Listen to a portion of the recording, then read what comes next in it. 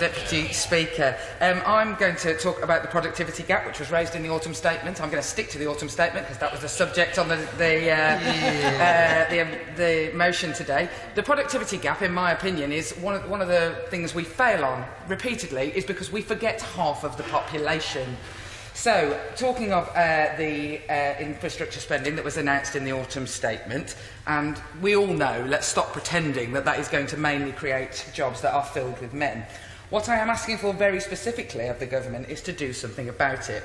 The Women Inequalities Select Committee inquiry into the gender pay gap had minister after minister pledging their desires to do something about it. The inquiry found very clear evidence that segmenting of jobs was what exacerbated the gender pay gap. So again, ministers have sat in front of me, ministers who were on the bench earlier, and said they wanted to see more women in science and tech, engineering and maths. I travelled to the UN with one of the ministers who was on the bench earlier to talk about how brilliant the UK was doing in that field. In the autumn, I will indeed. I'm very grateful to the Honourable Lady for giving way, but does she recognise the question asked by one of my colleagues yesterday, that if the 500,000 jobs from the industrial strategy were all given to disabled, it still wouldn't close the disability gap, let alone the gender gap? I do indeed recognise that, and I thank her for her intervention. What we all have to recognise is we all have so much more to do in this area. In the autumn statement, the announcement of billions of extra pounds represents a real opportunity for the government to invest in construction and engineering jobs and in tech innovation. The money provides a lever for the allocation of money to be used, not only to build and make things, but also to achieve some of their other aims they have travelled the world saying they cared about. So after the statement, I set about asking ministers how they're going to make sure this money, taxpayers' money, included all those women who pay taxes.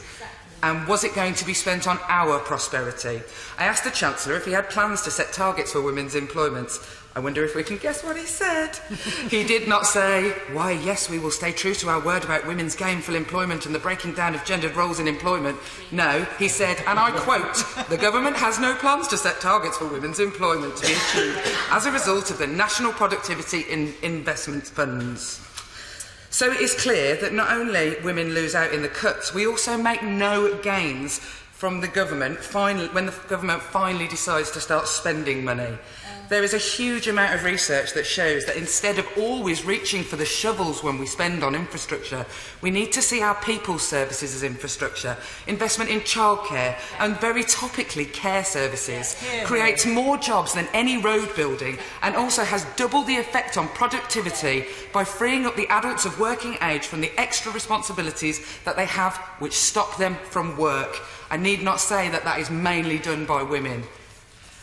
What I am asking is that for the commissioning of all of that money on infrastructure spend, all the contracts have a condition in the tendering process that the providers have to provide a plan of how they are going to attract more women into the roles. I'd ask the government to set targets and quotas. I know they will not do that regardless of all the evidence in its favour, evidence-based only when they want to be. No contract should be allocated without a workable plan being submitted. I also ask that the government monitor how many jobs are created by the National Productivity Investment Fund so that we women taxpayers of the country can see exactly what we are getting back for our investment. Monitoring this will allow the government to see if they are doing a good job for half the population. Just hoping this stuff gets done is no longer good enough. Government policy cannot be based on the triumph of hope over experience and the idea that progress that will take another 60 years to come isn't simply not good enough.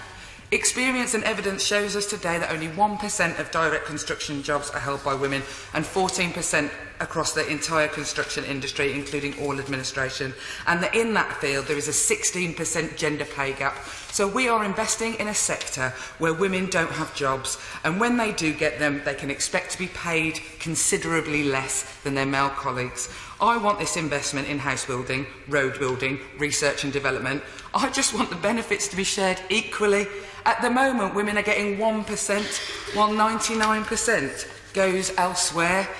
I am not shroud waving as we are always, or being negative as we get called on this side of the House from the other side of the House. I am literally standing here waving, hoping that the government notices that in productivity there is a female of the species.